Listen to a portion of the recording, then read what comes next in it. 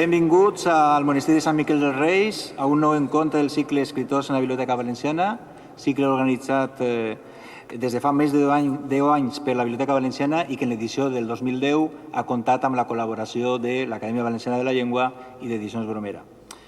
Esta edició va començar la setmana passada a la presència de 2 premis de les lletres valencianes, Santiago Posteguillo i Jaime Siles.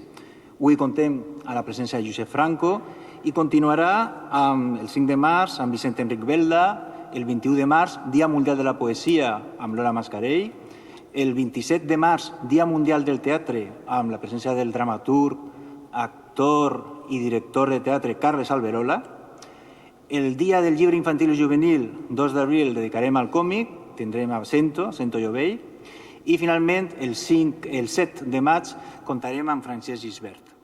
Després, a més de la modalitat per a xiquets i jovens, tindrem també un dia especial dedicat sobretot a públic a les dones, en el Dia de la Dona, el 8 de març, un dia dedicat a majors i adults, el 23 d'abril, Dia del Llibre, i en juny tindrem una sessió especial per a docents i bibliotecaris, una jornada debat sobre animació lectora en la que convidem a tots els presents, sobretot al professorat, a participar, apuntant les seues idees i comentant tot el que consideren en aquesta jornada de debat, que és una jornada de debat oberta. A més, la Biblioteca Valenciana enguany està preparant i vol preparar una sèrie de tallers, ja no sols de lectura, sinó d'escriptura, de creació literària, una manera, d'alguna manera, de culminar la relació lectura, escritura, creació, com tancar el cercle. I, per suposat, estem també oberts, estem en un procés, diguem, de planificació i estem oberts a qualsevol idea, aportació, sobretot dels docents, dels bibliotecaris, etc., en aquest projecte. Ara, per a presentar a Josep Franco, hem segrestat, hem comptat, contem en la col·laboració d'Elsa Sant Fèlix, que ve del Col·legi Jesús i Maria, que serà l'encarregada de presentar l'escriptor d'avui. Hola, bon dia a tots pel matí. Estem reunits avui per parlar una miqueta, si podem, amb Josep Franco. A mi em fa especial il·lusió presentar-vos-el, perquè com ja us vaig contar un dia, jo vaig llegir a Josep Franco quan era adolescent, i aleshores ara, d'adulta, recomanar els seus llibres als meus alumnes m'ha fet moltíssima il·lusió. Aquest home va néixer a Sueca el 1955, estudià magisteri a la Universitat de València, és mestre, traductor i sempre ha estat molt relacionat amb el món de la docència i de l'ensenyament. Ha publicat desenes d'obres, la majoria de narrativa i moltes d'elles dirigides a un públic infantil i juvenil. Entre les seues obres destacarien Calidoscopi, del 1983, que va ser Premi d'Octubre, L'últim roder, que és la que me vaig llegir quan era un adolescent, Ulisses, La Sal, L'enviat, El vent d'Almansa, que va ser Premi Nobel Històrica Juvenil de Far de Cullera. I també cal destacar les seues adaptacions de classes valencians con la versió per al públic infantil i juvenil del Tirant lo Blanc. Bé, així vos el deixe perquè li pugueu formular totes les preguntes que vulgueu. Benvingut, Josep. Bon dia. Moltes gràcies, en primer lloc, a la Biblioteca Valenciana i a totes les persones que treballen per haver-me convidat a vindre ací a parlar amb vosaltres i moltes gràcies a vosaltres també. Ja no tant per haver vingut com per haver obert un llibre meu, perquè les persones que escrivim, m'imagino que després m'ho preguntareu per què escrivim i jo no vos sabré contestar, probablement, no tindríem ninguna raó de ser si no existiren els lectors. I jo, la vostra mestra acaba de dir que ja ho havíem comentat abans, quan hem parlat, mentre ens fèiem un cafè i això, que ella m'havia llegit quan era jove i que ara estava molt contenta perquè ho recomanava als seus alumnes, com que imagineu-vos com puc estar jo, no? En principi, tinc un avantatge, que és que estic viu, no? Vull dir que, a pesar dels anys que fa que està la cosa per ahir, estic viu.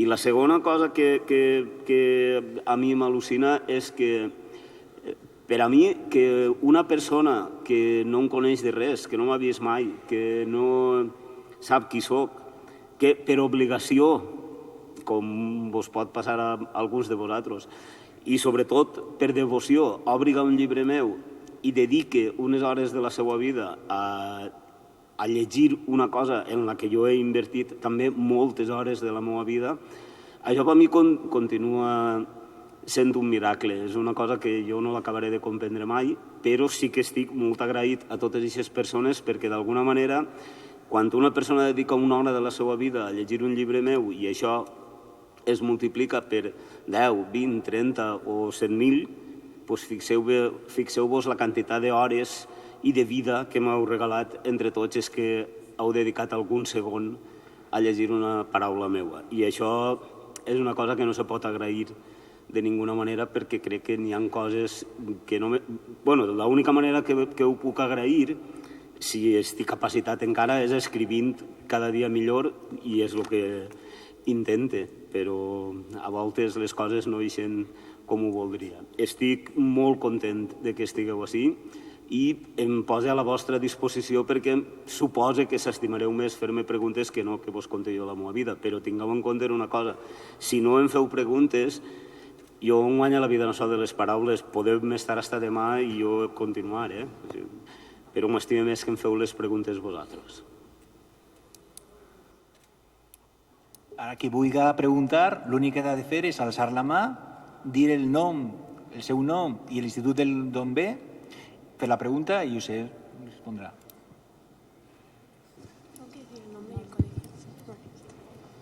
Soy Gema Castillo de Pureza de María y... soy Gema Castillo de Pureza de María y m'agradaria preguntar-te en què et vas inspirar per a escriure el llibre de l'últim roder. Perdona, però... En què te vas inspirar per a escriure l'últim roder? Aquesta pregunta me pot costar tot el matí de contestar, en sèrio. Jo estava escrivint una novel·la sense qualificatius, però menys històrica, sobre unes coses que passaren en Cullera a principi del segle XX, a finals del segle XIX i principi del segle XX. Va haver una vaga general i els obrers que estaven, les persones que estaven per allí en vaga, acabaren matant a un jutge i a uns funcionaris. Això va ser un fet històric molt transcendent en un moment determinat i jo vaig començar a llegir papers i diaris i llibres perquè volia escriure una novel·la sobre aquest fet, que és una novel·la que es diu Aldebaran. I mentre treballava per això vaig descobrir que a finals del segle XIX i principis del segle XX en Sueca i en Cullera, que se suposa que eren i continuen sent dues ciutats mitjanes per a lo que són les ciutats valencianes, en les quals, en aquella època n'hi havia... La gent no vivia tan bé com ara, però no es vivia malament, etcètera, que les eleccions, per exemple, si a una persona no li agradava molt com anava la marxa de les votacions, apareixien 3 o 4 persones a cavall en el col·legi electoral, pegaven 4 tirs per allí, trencaven les urnes i se n'anaven, no? I que després això també tenia més repercussió en robos i en coses d'aixes. En definitiva, que en aquella època encara n'hi havia el que vulgarment es coneixen el nom de bandolers per ahir funcionant. I a partir d'això, de veres que me vaig interessar molt perquè me va aparèixer un fenomen social molt curiós, això de que hi haguera bandolerisme, i vaig començar a llegir coses. N'hi ha un llibre de Joan Reglà i Joan Fuster, que són 2 volums, que són 2 llibres preciosos, il·lustrats i molt bonicos sobre el bandolerisme, i també n'hi ha molts estudis d'un senyor que li diuen Hobsbawm, i aquests llibres són els que més vaig començar a llegir. I a partir de les coses que vaig aprendre d'aquests llibres, vaig fer una espècie de perfil d'un personatge que no me degué eixir malament del tot, perquè és un personatge absolutament de ficció, que no està basat en ninguna persona en concret, sinó que està tret de les característiques del personatge estan tretes de diversos llocs, no pot ser ninguna persona, i a mi han vingut homes i dones a dir-me l'últim roder era m'abuelo, l'últim roder era el meu reabuelo, i això dona molta alegria, de veritat, perquè no ha existit. L'últim roder, sent molt si decep algú de vosaltres que s'havia pensat que sí, però l'últim roder és fill meu, exclusivament, i de ningú més. No té més familiars, ja. L'últim roder me'l vaig inventar jo, i la tomba no existeix, i no s'ha mort perquè no ha nascut. I a mi han vingut persones d'instituts a dir-me «Mos agradaria visitar la tomba d'Eugeni. I, doncs mira, la tomba d'Eugeni no existeix perquè el personatge tampoc existeix, no? Però me dona molta alegria que algunes persones creguen que sí, perquè això vol dir que és un personatge versemblant, és a dir, que fa la impressió de que sí que hagi existit de veritat. No ha existit. I m'imagino que més o menys en aquesta història t'ha contestat la pregunta, no? Gràcies. Soc Laura i vinc del Col·legi Jesús i Maria i la pregunta és que com creus que hem de fer per a que la literatura valenciana siga viva? No t'has comprès bé l'última part. Ai. Com podem... sí, ara ja m'ho ha traduït la teva mestra, sí. Pues, a veure, això només abans estava dient-los als vostres mestres que a mi el que m'agradaria seria ser normal. I el que passa és que això no ens podem oblidar que la literatura, efectivament, que fem així té un gentilici, és valenciana. Com podem fer que estiga viva? Per descomptat, des del meu punt de vista, que és un punt de vista discutible i subjectiu, les persones responsables de que d'alguna manera encara continua viva i que encara hi hagi gent que ens creguem que podem escriure i que algú ens llegirà el que escrivim, són els vostres mestres, als quals tinc un respecte considerable perquè crec que ells són els que han fet tot el possible per a que això no s'hagi perdut. Afortunadament, ara també n'hi ha algunes altres coses, com aquesta institució en la que estem ara, que poden, i de fet, jo estic així davant de vosaltres demostrant que estic viu i que faig literatura gràcies a aquesta institució. Això són també coses que són molt importants, però des del meu punt de vista, sobretot, les condicions necessàries per a que una literatura funcione és que tinga lectors, i els lectors s'han de formar, i els formadors són els vostres mestres. Si els vostres mestres se ho creuen, estan a gust, consideren que la literatura valenciana val la pena que siga coneguda i al mateix temps les persones que la produïm, per dir-ho d'alguna forma, que en són molts i moltes, som capaços d'interessar els lectors a partir de les coses que escrivim, el futur de la literatura està assegurat. Si algun d'aixòs graons o d'aixòs elements del conjunt falla, probablement no tenim un futur tan clar. Quin pot fallar? Doncs no ho sé. Poden fallar els mestres, per descomptat, si comencen a haver una sèrie de problemes a l'hora de la formació en les universitats, de com ixen els mestres i les mestres futurs formats, si realment ixen en ganes de fomentar la lectura i de comprendre que un poble que no té una literatura és un poble que no és complet i al que li falta alguna cosa. Si és que fallem som els escriptors o les escriptores, que també pot passar, i no som capaços de produir uns productes, valga la redundància, uns llibres, uns papers, uns poemes, unes obres de teatre que vos interessen, doncs també es pot acabar malament per ahir. I si vosaltres decidiu pel vostre compte, i teniu perfectament dret a fer-ho, i ho han fet molts pobles que ara han desaparegut, que això no vos interessa, doncs la literatura valenciana desapareixerà i, per tant, els valencians haurem perdut un altre trosset de la nostra identitat i no passarà res des del punt de vista històric, perquè s'han perdut molts pobles, ja veieu, el poble grec era importantíssim i ara Grècia tenen que ajudar-la, els italians, en fi, dels italians jo quasi que m'estima més no parlar, i l'imperi romà i tota la pesca, Egipte, que va ser una civilització importantíssima, ja veieu com està, etcètera, etcètera, no cal que vos ho expliqui perquè ho sabeu. Bé, doncs si els valencians mos toca també estar així, no serà ninguna tragèdia, perquè no serà la primera volta ni l'última que passarà, però el món perdrà una miqueta de varietat i això sempre és una llàstima. Jo espero que ningú d'aquests elements que he intentat explicar-vos falle i que la literatura valenciana i la literatura en general tinguin un futur assegurat. Soc Isabel i vinc del Col·legi Puresa de Maria i la darrera setmana m'he llegit el vostre llibre de l'últim roder i m'agradaria saber si la resta de les obres també tracten sobre la comarca de la Ribera. És que no s'acaba de sentir bé, jo per lo menos, a lo millor que tinc les orelles un poc, s'arrimeu massa al micro pot ser. Diu que ha llegit l'últim roder i que i preguntava si la resta d'obres són totes en la Ribera. Ah, vale, ara ja ho ha pillat. No, de fet, no necessàriament. No. El que passa és que, per lo menos en la meva manera de treballar, tant a l'hora de buscar un escenari, a no ser que l'escenari ja... N'hi ha un llibre meu per ahir que es diu Manuscrit de mossèn Gerra que passa en Amèrica, bàsicament. I jo a Amèrica no vaig anar fins fa 4 dies. Bueno, i crec que no vaig arribar a tocar Amèrica perquè Cuba és una illa i no sé si està...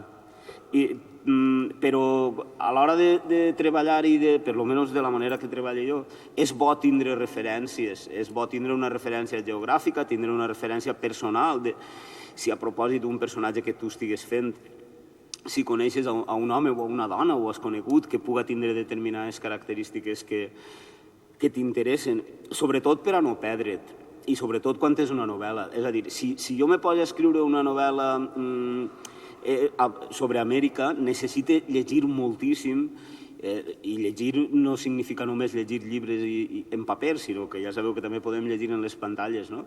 Per a saber un poc per on van els tirs. Però si jo l'escenari a partir del que intento treballar és un escenari que conec, em moc en molta més llibertat i segurament també soc capaç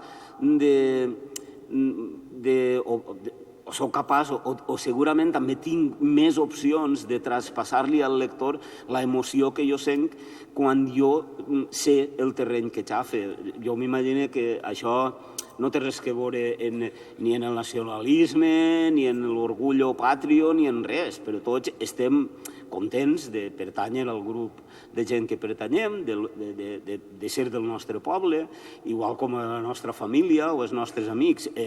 Sabem que tot té defectes, que els nostres amics, els nostres pobles, les nostres comarques tenen defectes, però els volem en aquests defectes i tot, perquè d'alguna manera són part de la nostra vida.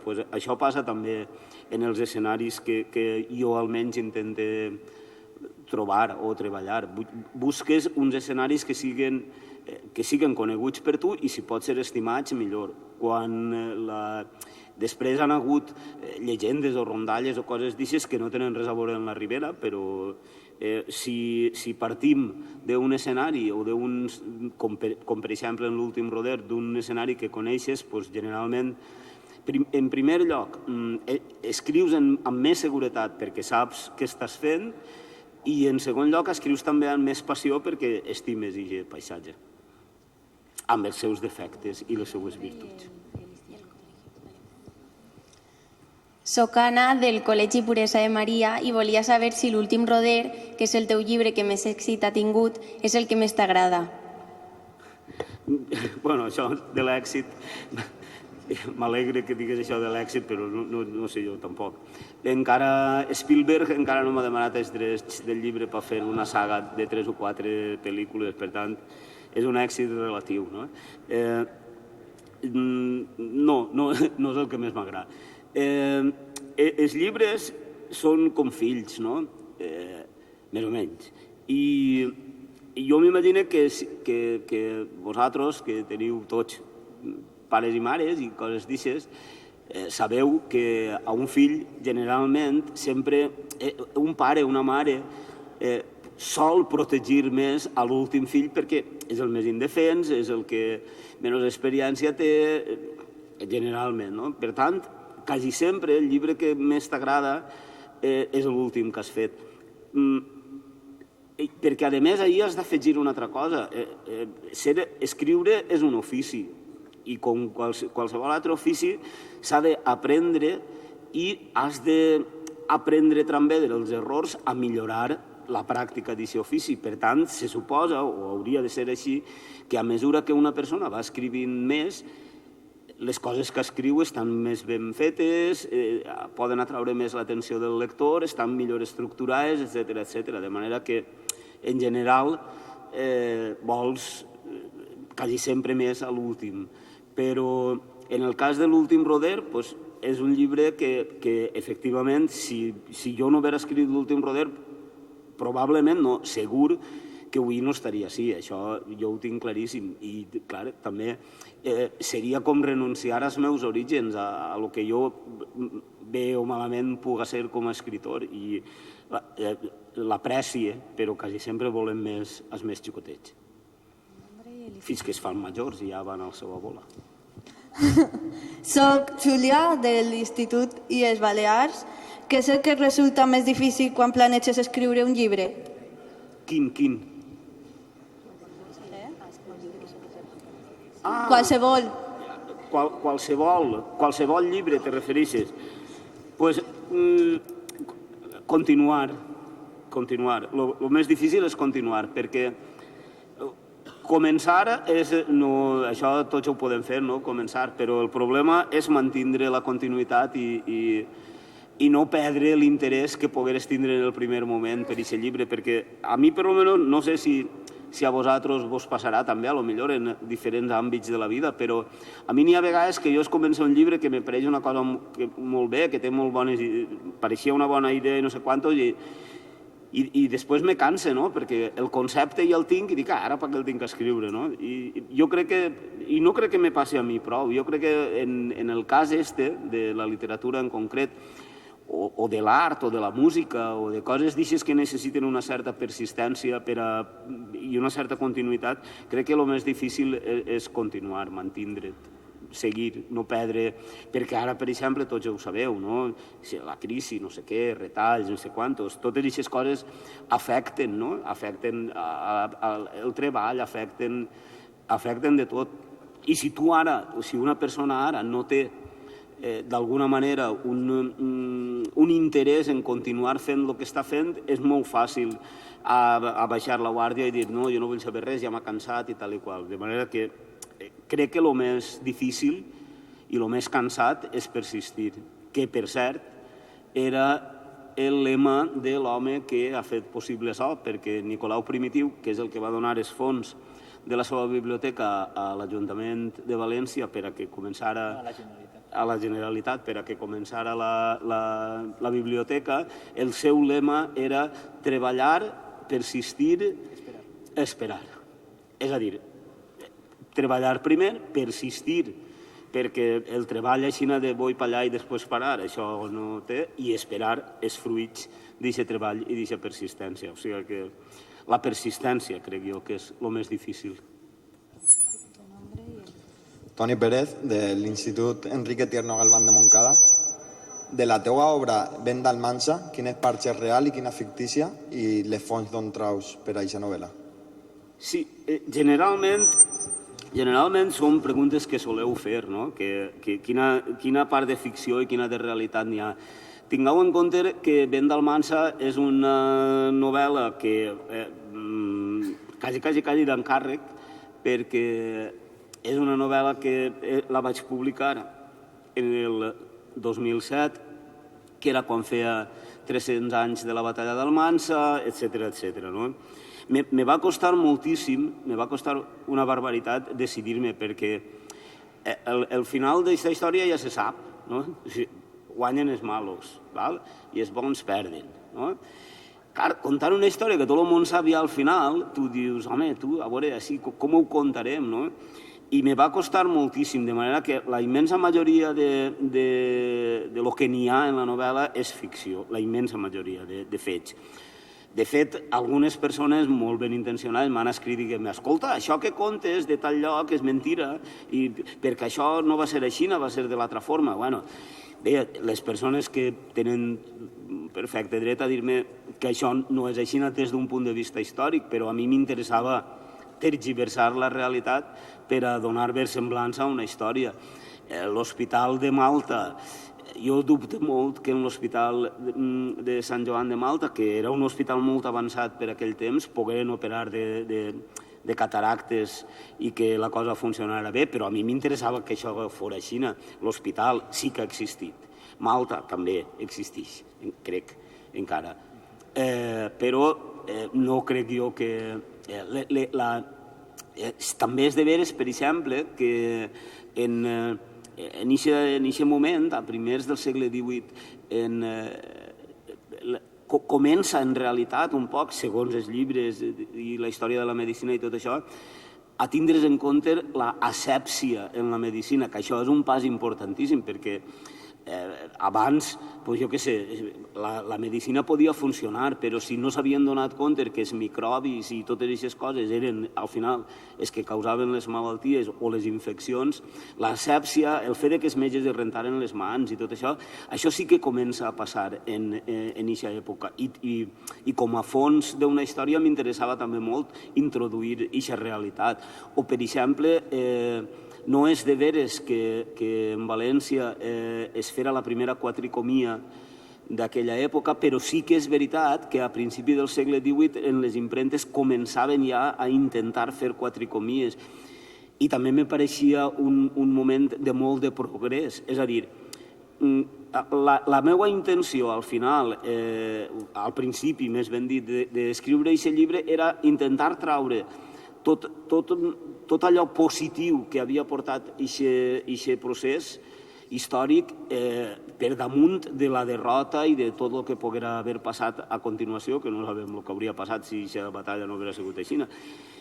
La ciència progressaven les arts, progressava la humanitat en general i Europa començava a definir-se tal com la coneguem ara, aproximadament, i nosaltres tinguérem la desgràcia d'estar en una part del món que no era transcendent, però a mi m'interessava més fer una lectura una miqueta positiva, per això passen coses en les que al final la història s'acaba aproximadament bé, que no centrar-me en la derrota i en lo mal que va ser allò, perquè de fet en això de Vendalmansa no m'han passat tantes coses com l'últim Roder, perquè és més jove, no? Però també m'han passat coses curioses. Un home de lo més ben intencionat del món, quan va llegir el llibre, me va dir, hauríem de fer una replegada, tots els valencians, i fer un monument als valencians morts en la batalla d'Almansa. Jo li vaig dir, jo el pague. Jo pague aquest monument perquè, que jo sàpia, en la batalla d'Almansa no va morir ningú valencià. O sigui que va ser una carambola que a nosaltres ens va perjudicar, però també n'hi havia moltes coses, de fet sempre n'hi ha alguna lectura positiva que fer. I entonces vaig mesclar un poc les informacions històriques, però són més de fons que no de la història. La història és, diguem, pràcticament tota ficció, però moltes de les informacions que n'hi ha en el fons sí que són històriques de veritat. Clar, evidentment, que es diu que jo no estic fent un assaig històric, estic fent una novel·la històrica juvenil, que té, jo sé, no sé quants adjectius, i combinar tots aquests adjectius, al final no resulta gens fàcil. Perquè, clar, tu pots fer una novel·la històrica juvenil, però el que procures és que la gent la lliga, perquè si no la llegint no té massa sentit, i aleshores has d'introduir coses que no necessàriament, des del meu punt de vista, no necessàriament han de ser fidels a la realitat històrica, perquè són una novel·la. Bon dia, em diu en Guillem, vinc de Jesús Maria, i m'agradaria preguntar com està actualment la situació en el plano de la creació literària i de la comercialització d'obres literàries, traducció i tal al País Valencià. Doncs home, evidentment és una pregunta molt interessant perquè això també és un dels factors. Abans, quan m'heu preguntat per el futur de la literatura valenciana i tot això, això és un altre dels factors, però clar, no és un factor que afecta només a la literatura valenciana, sinó que ens afecta a tots en general. Jo ho he notat, no? És a dir, quan començava a parlar-se en un primer moment de la crisi i tot això, la inèrcia que portàvem va fer que tardara un poquet més a notar-se en determinats ambients, en el teatre, en la música, en els llibres, però a poc sí que ha anat notant-se perquè en línies generals no sols les editorials valencianes, sinó la immensa majoria d'editorials independents, perquè avui en dia n'hi ha 3 o 4 grups editorials que controlen la immensa majoria d'editorials, o més ben dit de marques, però l'amo és el mateix.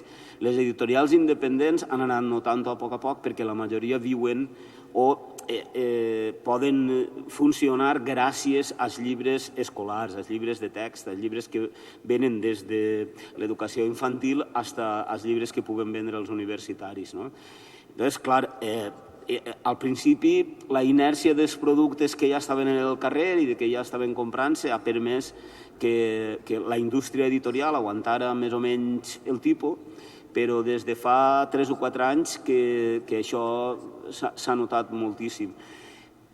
Jo, que acabo de contestar a aquesta pregunta dient que m'agradaria veure coses optimistes, m'agradaria també veure aquest problema des d'un punt de vista d'un cert optimisme, que seria...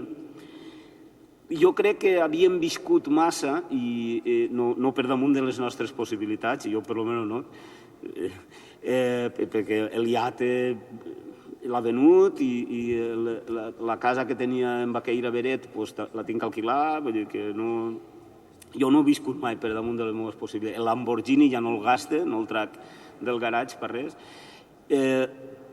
No per damunt de les nostres possibilitats hem viscut, però crec que sí que, sobretot en aquest camp, en el camp de la indústria editorial, a vegades s'ha confiat massa en les ajudes oficials i en les institucions en general. I a mi me pareix bé. Jo crec que les institucions també tenen l'obligació de contribuir, de la mateixa manera que han de contribuir al desenvolupament industrial, al científic, al que sigui, també al cultural, per descomptat. Però crec que aquesta situació ens pot ensenyar una lliçó importantíssima, i és que al final, si el que volem de veres és ser normals i viure en un món comparable al d'altres pobles, hem de saber que hem de ser capaços de generar bona literatura per a que a la gent li interessa, i hem de ser capaços de competir en altres ofertes que puguen haver en el món, perquè això ens permetria continuar produint el que estem fent, i hem d'oblidar una miqueta de dependre de les institucions i saber guanyar-nos al públic, al lector, a la persona fidel que després comprarà aquest llibre. I això seria la lectura positiva que jo veuria de com podem eixir d'aquest moment en què estem. La lectura negativa és que ens anem tots a la porra.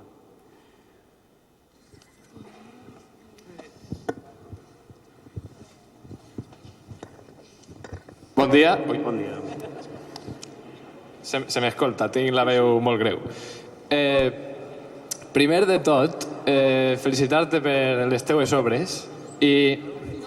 bueno, mi nombre. Bueno, això no importa. Soc Álvaro García Navarro i vinc del Col·legi Puresa de Maria. Bueno, pues... primer de tot, felicitar-te per les teues obres i en especial la de l'últim roder, perquè molts autors es paren a fer descripcions i tu has lograt sintetitzar en apenas 200 pàgines una trama molt densa d'ides i venides, primer a València, després a Andalusia, torna a València, i això és una llavor tremenda, sintetitzar tota aquesta trama densa en apenas 200 pàgines. Així és que, primer de tot, felicitar-te per això. I com que tu ets un home que ha...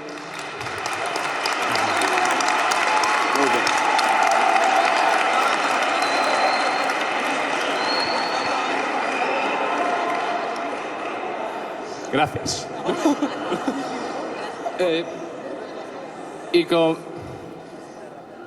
com que tu ets un home que ha triomfat en el món de la literatura, vol preguntar-te que després d'escriure un llibre, bàsicament, què té que fer una persona per a per a que el seu llibre es conega. És el que has dit tu abans, l'important és tindre editors, però pense que no és tan senzill com anar a una editorial i dir aquí estic i vull publicar un llibre. Hi ha que fer moltes coses, tu hauràs comès errors, així és que el que vol és que ens dones consells per a quan escrius un llibre, què és el següent pas per a què hi ha que fer.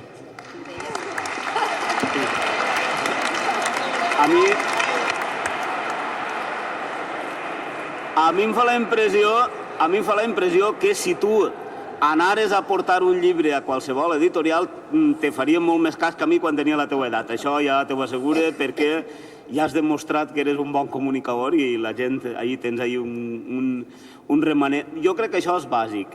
En esta vida hi ha que tindre sort, també. És a dir, tu pots fer coses molt ben fetes, però al final també una miqueta de sort pot variar de l'atzar, pot variar seriosament el rumb de les coses, no?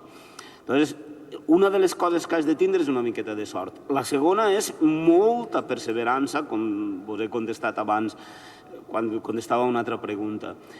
I tal com estan les coses avui en dia, ara, en l'actualitat, si no eres el fill de l'editor, ho tens complicat. Ho tens complicat amb un tot. O un amic íntim o alguna cosa així. Però quan tot això passa i se torna a la normalitat i tal, pues, el fet que te publiquen una cosa o no te la publiquen té el mateix valor que el fet d'escriure'l. Tu has de confiar en el que estàs fent i has de ser perseverant i donar la tabarra. Jo, l'últim llibre que he publicat l'he portat a unes poques editorials, fins que al final unes persones de l'àmbit religiós s'han apiadat de mi i me l'han publicat en l'Abadia de Montserrat. Però ningú editor valencià es va voler fer avant. I no era un llibre difícil ni res. Però al final ha eixit. Per què? Pues perquè jo he insistit i he donat la tabarra i l'he enviat ací, l'he enviat allà i l'he enviat més per allà. Jo crec que és així. Però això també, jo crec que és en tots els àmbits de la vida i al final la sort influeix. Si tens una miqueta de sort, doncs millor que si no la tens. I si tens mala sort, doncs potser te dediques tota la vida i has escrit coses que estan bé i no ho sabrà ningú, perquè no podràs publicar-les i no podran... Ningú lector podrà fer el que tu has fet en l'últim roder i dir, doncs això m'ha agradat per això o per l'altre, o no m'ha agradat per l'altre o el més per allà. La sort influeix molt, però sobretot, i jo, des del meu punt de vista, crec que insisteix molt la perseverança, també. I, evidentment, l'habilitat per a poder escriure una cosa que es puga llegir. L'habilitat depèn de les hores que li tires treballant. I després de les hores que li tires venent el producte. Però aquesta última part ja el dic jo a tu, que tu la tens d'assegurar que t'eixirà bé. Em dic Àngela i vinc de l'Institut d'Illes Balears i m'agradaria saber si has creat personatges inspirats en persones del teu entorn. Sí, perquè si no són del meu entorn, en qui m'inspire? En gent que no conec no puc inspirar-me. Això, bueno, no vos ho aconselle, no? Sí, és que d'aquesta pregunta sí que ja no puc contestar molt més, no? Sí, sempre m'inspire en persones del meu entorn i moltes vegades les persones del meu entorn es donen compte i me diuen coses lletges.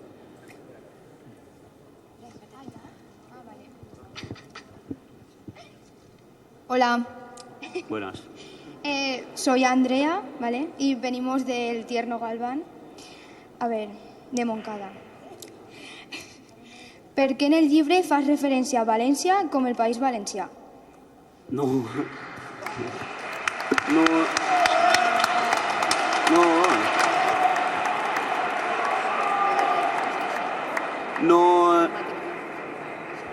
No se pot confondre València en el País Valencià perquè València és una ciutat i el País Valencià és una entitat territorial molt més gran.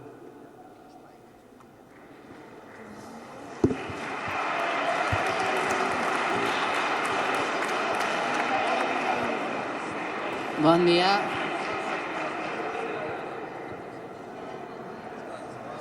Bon dia, em diuen Jorge Ibor, soc de Jesús i Maria del Col·legi València i m'agradaria saber quina influència va tindre en vostè Joan Fuster. Joan Fuster. Home, doncs el mateix efecte que en qualsevol escritor que viu contemporani, perquè quan... Això es diu clàssic, és a dir, un escritor que influïx en la gent de la seva època i en les generacions posteriors es diu clàssic. I això és la influència que té Fuster en tots els que en aquest moment escrivim en valencià. Evidentment, n'hi ha moltíssims altres clàssics també, no? Jo sense, què el diria jo, sense l'Odissea seria molt difícil. Jo me considero un hereu d'aquesta línia, no? Però, sobretot, des del meu punt de vista, la principal transcendència que ha tingut Fuster en este context, en el context en el que ell va treballar, és que ens va fer creure als valencians que la llengua que nosaltres parlàvem en el carrer es podia convertir en una llengua de cultura i de transmissió de coneixements, de vivències, d'experiències.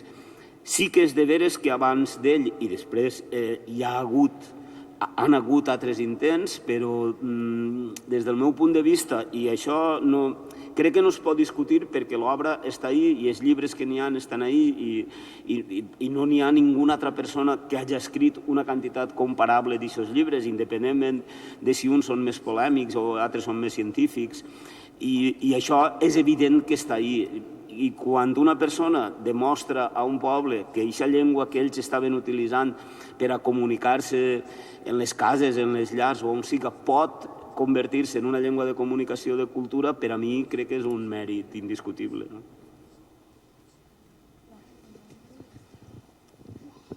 Hola, soc Paula, vinc del Col·legi de Puresa de Maria i m'agradaria saber què significa per a tu o què representa la dita popular de «Són los bandolers varons i los varons bandolers de l'últim roder».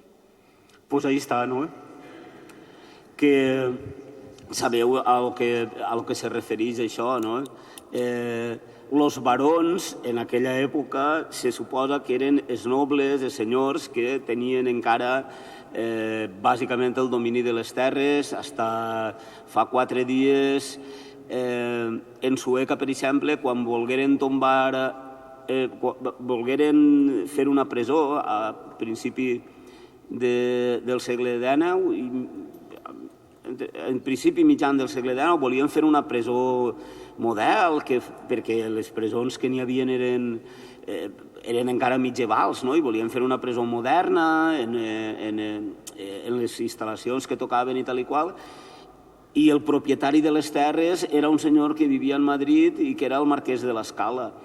Aquesta presó no està feta en Sueca, perquè el marquès de l'Escala el que volia era vendre aquell solar perquè feren cases, que no sé si vos sona, aquest tipus de maniobra.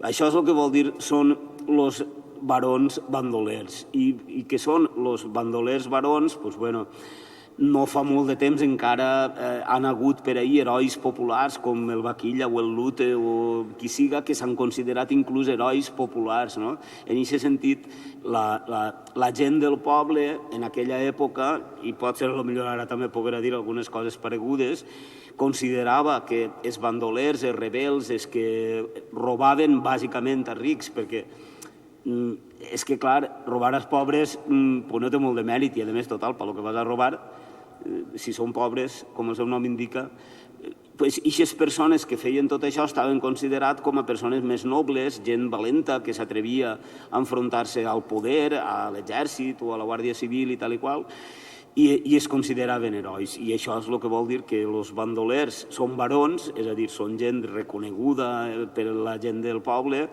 i els barons, que eren els senyors i tal i qual, són uns bandolers o uns lladres o una gent que vol aprofitar-se. Però això, que era característic d'aquella època, curiosament ara també passa, i passarà en el futur probablement, i ha passat en el passat. Això forma part de la condició humana, segurament. Queda temps per a una última pregunta. Hola, soc Asten, de Puresa de Maria, i voldria saber la teva opinió sobre el tancament de Radio Televisió Valenciana. La meva opinió sobre el tancament de Radio Televisió Valenciana ja la vaig donar en el seu moment en un article de premsa, però vull dir que estava més ben escrit perquè estava més meditat i tot això de lo que puc dir ara. Però jo considero que la televisió valenciana, si no des del seu naixement, quasi des dels primers anys, mai no havia complit en els objectius que li confereix l'Estatut. Se suposava que havia de ser una televisió en la que la llengua que parlem els valencians fora majoritària, perquè l'altra llengua que parlen molts valencians, que és el castellà, també té els seus mitjans de comunicació ja i com vos he dit abans, respecte als llibres últims o als fills més menuts, en línies generals, el just i el correcte i l'equitatiu és ajudar sempre al més feble. O sigui, no podem dir igualtat d'oportunitats i fins i tot en els esports les categories estan per alguna cosa. No podem enfrontar a un boxejador que pesa 200 quilos en un que en pesa 45, no és bonico. Per tant, si s'havia de protegir alguna llengua, havia de ser la minoritària, la que parla menys gent i la que menys expansió té, que és el valencià, òbviament. I això jo crec que Canal 9 no ho havia fet mai, que jo sàpia. Després, jo no he tingut mai el goig de veure actuar a gent, a músics valencians, per exemple, o no he tingut mai el goig de veure una obra de teatre en valencià retransmesa. D'ací poquet vindrà Carles Alberola i li podeu també fer la mateixa pregunta, perquè Carles sí que ha treballat per a Canal 9 i ha fet però sketch i coses curtes. En definitiva, jo crec que la televisió valenciana, tal com estava muntada, des del meu punt de vista, que és un punt de vista discutible i subjectiu, no acomplia les funcions per a la qual havia sigut creada. Això justifica el tancament? Home, doncs probablement no. El que justificaria seria una reforma en profunditat d'eixa entitat i de totes les altres coses que estaven al voltant. Però, en principi, jo no soc un defensor tan entusiasta de dir que això tal i que qual. Sí que és de veres que en l'època en la que estem i en els moments en els que estem vivint, que una llengua es quede sense mitjans de comunicació audiovisuals on se senca, a aquesta llengua tu li has llevat moltíssimes opcions de donar-se a conèixer o de consolidar-se. En aquest sentit és en el que sí que ho lamente. Però en quant a la qualitat o el paper que podrà fer Canal 9 dins de la societat valenciana, tinc moltíssims dubtes. Probablement hauria valgut més que haver sigut la televisió valenciana sobre la que s'havia treballat al principi i les declaracions d'intencions que n'hi havia de per què s'havia fet una televisió valenciana. Després, a l'hora de la veritat, ja s'ha vist que això no era de veres, que la voluntat no era eixa, perquè ara també hi ha una televisió murciana i una de Castilla-La Manxa i una de Logroño i televisions locals n'hi ha a Porrillo. És a dir, que per una banda, millor que haver sigut una televisió valenciana de veritat i per una altra banda, lamentar que els pocs canals de difusió que té el valencià per a arribar al gran públic, un dels que tenia hagi desaparegut. Moltes gràcies a Elsa, moltes gràcies a tots vosaltres per l'atenció, han estat tots molt atents. I, sobretot, moltes gràcies a Josep. Ara, qui vulgui, té també l'oportunitat de que Josep li signe i firme el llibre per a que li dedique. Simplement és fer cua així i anar passant.